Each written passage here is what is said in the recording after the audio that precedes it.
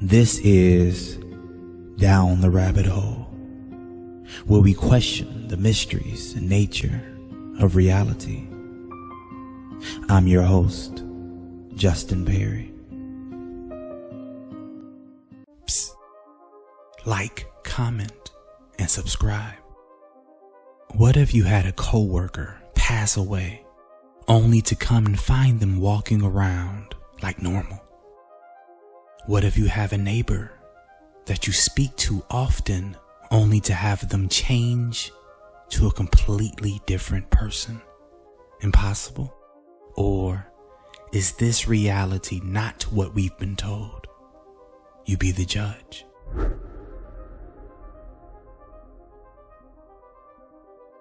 That's not my neighbor. I have thought for the last 2 years that this event was a Mandela effect, but after finding this sub, I'm starting to think maybe it was a glitch. Anyone else have something so blatant happen? I'm hesitant to tell this story. No one believes it, even my husband who saw the whole thing. But here we go. My neighbor's directly across the street from me. They're married and expecting a baby. The wife is a tiny blonde woman, very Caucasian, very tiny build. We wave to each other daily and yell salutations across the street. She goes into labor and they leave for the hospital.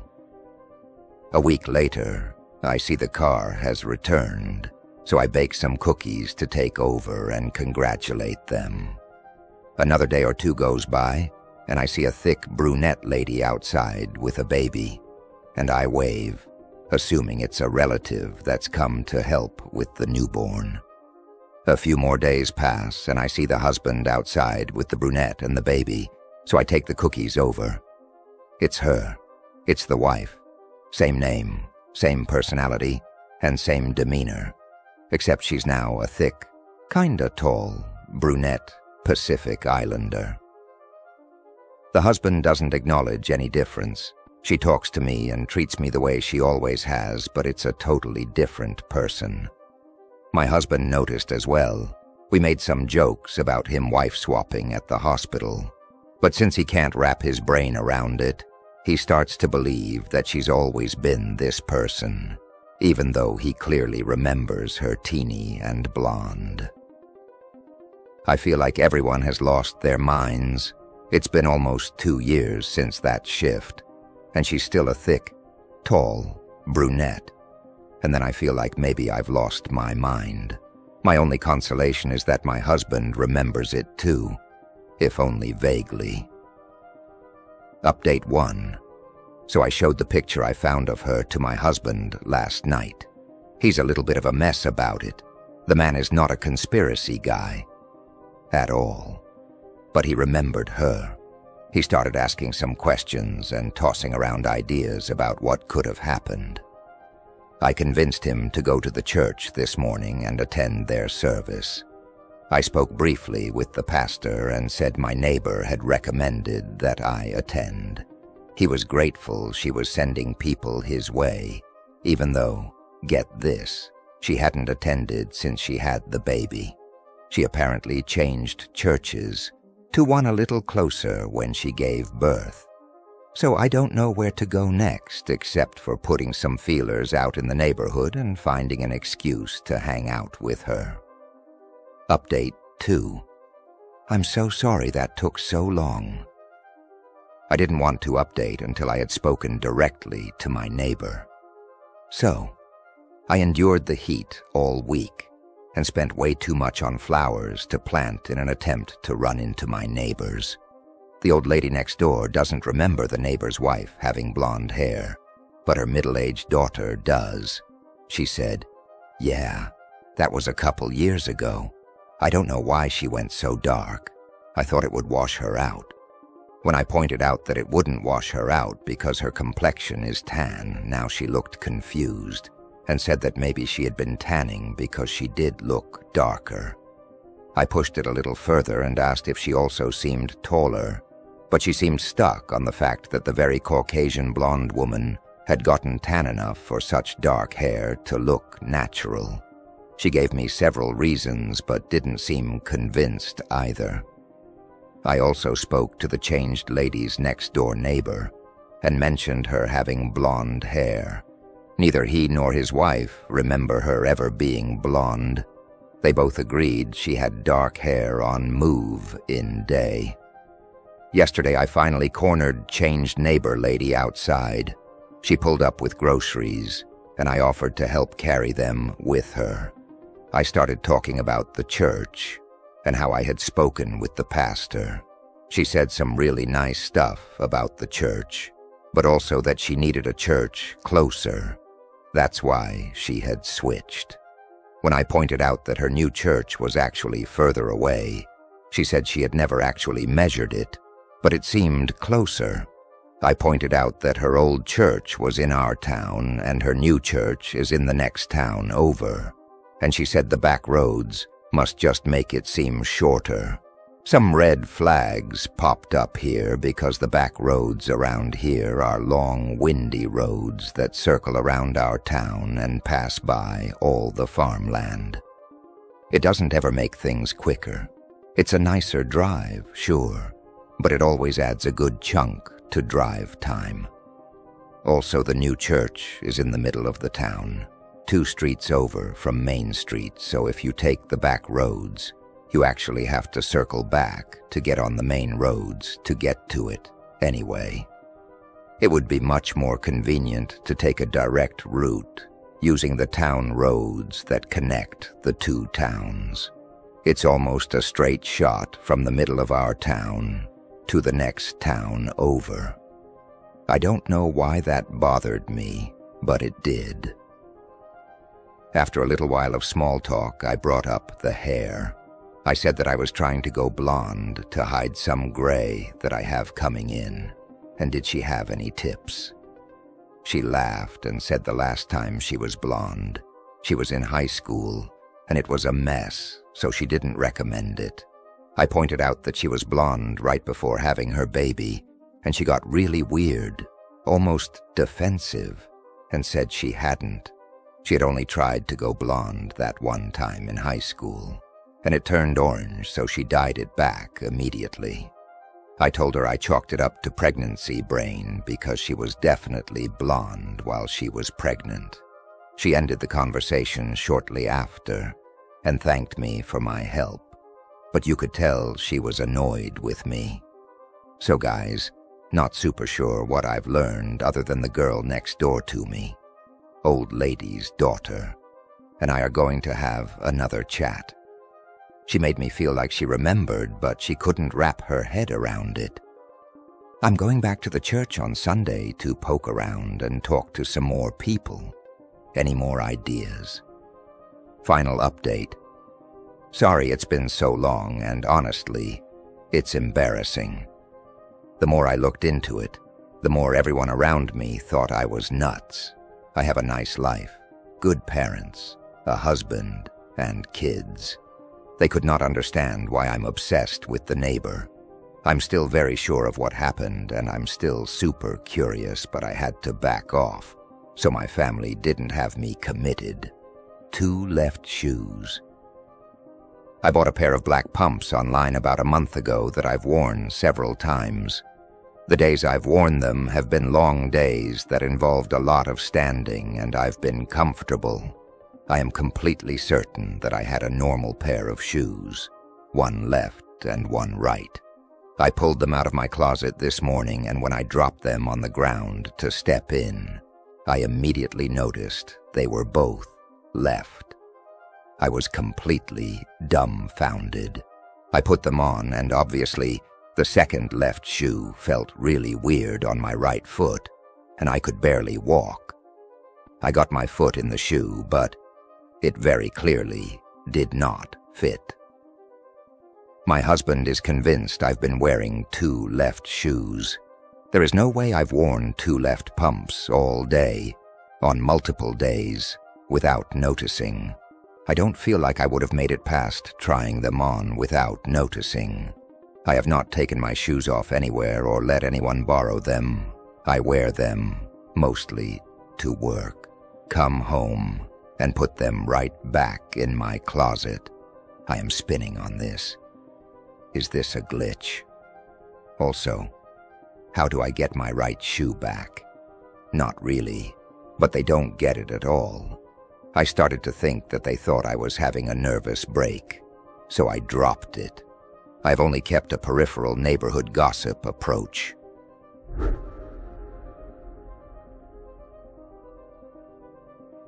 I saw my father's doppelganger, and he walked exactly like my father. I was taking a walk beside the nearby lake, and I was thinking about my father for a moment. My father doesn't live in this country where I live. Suddenly I see a man that looks and walks exactly like my father and is the same age. I was freaked out, and I followed him. He went on a nearby hill and suddenly turned around, and so I could see him up close. I was even more freaked out because he looked almost exactly like my father. He faced me and then looked away. Can someone explain what this could be? It is very strange that not only did he look like my father, he also walked like him and was the same age. Even his mannerisms were like my father's. I feel very emotionally distressed because I feel like I saw my father and he ignored me. Edit. I missed an important detail, and it is that my partner also saw him and thought the same thing, although he didn't follow to see him closer.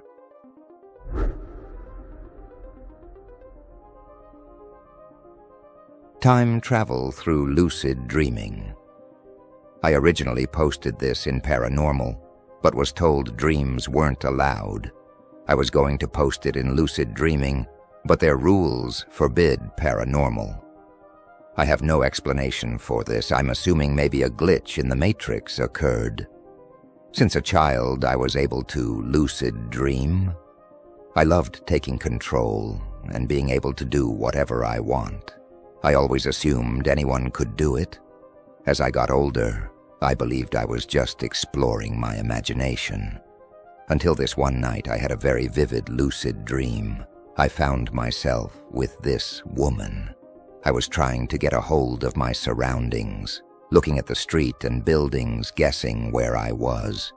Everything looked old-fashioned, like something you expect to see in the early 1900s. London. I had a sense that I time-traveled in my dream. I was in the past.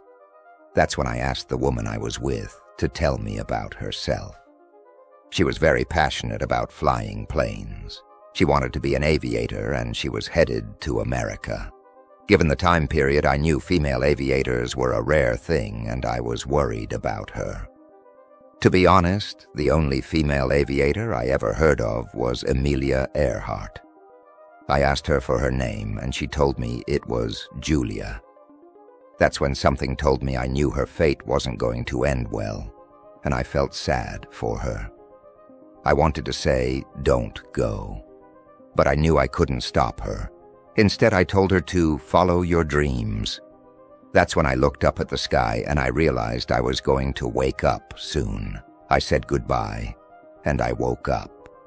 I remembered her name, and I was curious about the whole dream. I decided to Google early 1900s aviator Julia. I was stunned to see her name pop up, Julia Clark. Born in London, moved to America, one of the early female aviators, the first woman in America to die in a plane crash. I never heard of her until my dream. Weird, right? I soon did research in lucid dreaming, and supposedly, it's possible to time travel and visit other dimensions when you're in that state.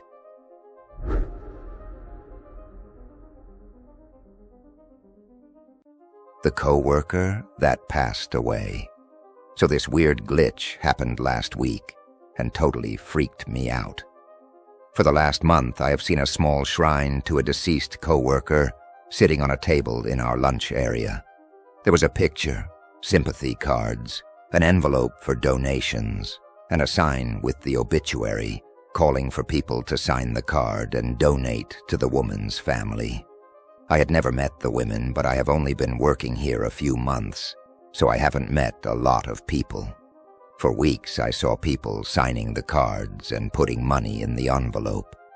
But when I came in Monday, I received a company-wide email welcoming a new employee to the team. I immediately recognized this person as the one who had died. She had the same name, picture, and even her bio was eerily similar to her obituary. I went to our lunch area to see if the shrine was still there, but not only had it disappeared, but the whole area had been rearranged. I asked several co-workers if they remembered the shrine or the other layout, but everyone I asked seemed confused and didn't remember. The next day, the email was gone, and the break room was back to normal, minus the shrine. I asked a coworker about both, and they didn't remember either. It really freaked me out. I feel like her existence kept glitching until it was deleted.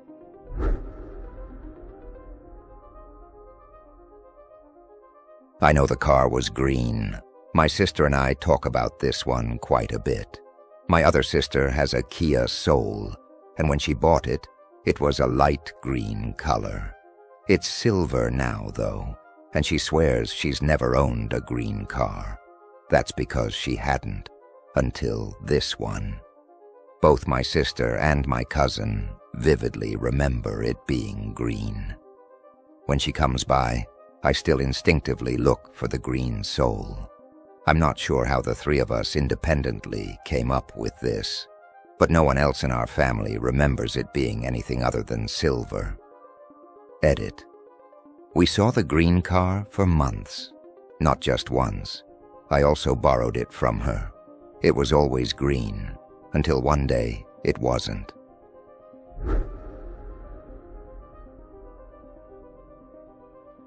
Lost several hours of my morning and woke up at my high school. I've stopped telling people about the story I'm about to share because everyone assumes I'm making it up or had a stroke or something, but I sincerely feel like it must have just been a glitch in the Matrix. This thing happened to me when I was a senior in high school. Let me preface this by saying I was basically a great student and well-behaved teenager.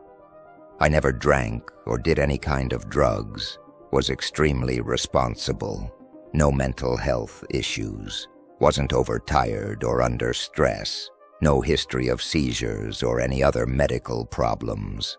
So here it goes. Classes at my high school went from 4 each day, and we had 4 classes per day. I took a calculus course that was only offered outside of normal school hours from 7 o'clock to 8:30, and then I had an off period where I was permitted to leave campus from 9 o'clock to 10:30, and then needed to be back on campus for second period by 10:37. I usually woke up around 6:15, got ready, left around 6:45, and was able to make it to class on time. We had assigned parking, so I knew I would have a spot right by my math class. Some of my friends were in my class, so I always got dressed, put on makeup, etc. before class, even though it was early. After class, I would always drive back home around 8:30 and study after making myself breakfast, then leave again by 10:15 to be back on time. Well, this one day, I sort of just woke up in the hallway of my school right before second period. I ran into my friends and someone asked where my backpack, books were. I literally never used my locker and instead just carried my schoolwork with me at all times. I realized at that point that I didn't have any of my school stuff and wasn't even really dressed for school. I was wearing a t-shirt and basketball shorts, which isn't something I would typically wear and was usually what I slept in. I didn't have my car keys or cell phone. I didn't have anything with me at all, and I didn't know where any of these things might be. Even weirder, I didn't have any memory of driving back to school. I did remember getting dressed and going to my early math class that morning, then returning home afterwards, but had no idea what happened after that. I instantly felt very anxious and confused about what was happening. I told my friends I had to go and went out to my car to see if it would jog my memory or I could find anything. When I got to my car, it was locked, but was in the right spot. My car was an older model that could only be locked in one of two ways. You could manually press down the lever on each door, or you could turn the key on the driver's side door to the right, and it would lock all of the doors. No key fob or anything. Because the door was locked, and I always used the keys to lock it, I assumed my keys were somewhere at the school.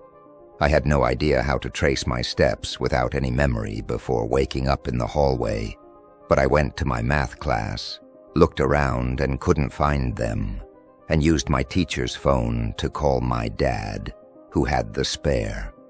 I told my dad I didn't really know what was going on, but I was locked out of my car at school and had forgotten my schoolwork at home, so I needed him to bring me the spare. He was annoyed and asked where my keys were, and sounded really surprised when I said I didn't know. He eventually made it up to the school and let me into my car. He looked around the car after letting me in and suddenly pointed to my back seat where he saw my car keys just sitting there on the seat. At this point, he became concerned and asked if everything was okay and if I was trying to avoid school for some reason. I tried to explain that nothing was wrong. I wasn't sick or anything, but was near tears as I was trying to explain that I would never be able to leave my keys in the back seat because I always used the key to lock the doors when I got out. When I went to start the car, the battery was dead. We couldn't find anything that was left on to kill the battery, but it wouldn't even start when my dad tried to jump it with his car. So we had to go buy a new battery. My dad was a little spooked and said maybe the doors lock as a safety feature when the battery dies. But that makes no sense because how could they? So how had all the doors to my car been locked with the keys in the back? Why was my battery dead when I didn't leave anything on in my car? Why was I basically back in my pajamas even though I had gone to class that morning in jeans? And worst of all, why did I have no memory of any of this? It was as though all the details of my morning got scrambled and rearranged out of order, or there was some kind of electrical short in the universe. We never did figure out what happened that day, and when I brought it up a few years later, my dad just said, "That was a really weird day. ETA. I never ever took naps in high school and don't have a history of sleepwalking, so I don't think this could be sleepwalking. If it was some kind of a seizure, I would be shocked, as nothing like this happened before or since then."